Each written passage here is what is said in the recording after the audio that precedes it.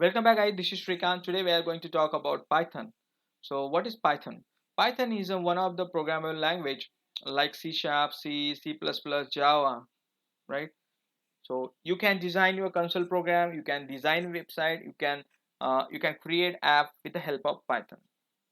So there are different frameworks which are built on a Python like Django. So this is a framework where you can use the HTML, CSS, and you can code backend with the help of Python, right? So Python is very important and which is very easy language I could say, right? Because it is designed to make it more simple for reading purpose. So as a database developer, why I'm talking about Python first of all, you know, machine learning is one of the important area in coming days. So Microsoft has given support for the machine learning.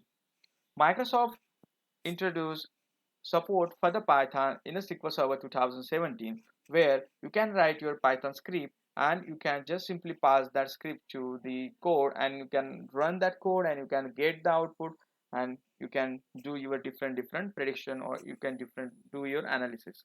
So thing is that if you know how to write a Python code, it means that you can deal with the machine learning in SQL Server, right? So I'm going to create few videos where I will teach you how to deal with the Python, what are the different basic things you need to consider, what are the different libraries we need to think about, and how the data looks like, how to deal with the data, all those things I'm going to cover in coming video.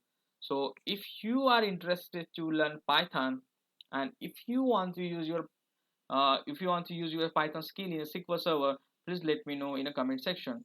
Hope you like our video. This is introductory video. Okay, and thanks for watching. Have a great day.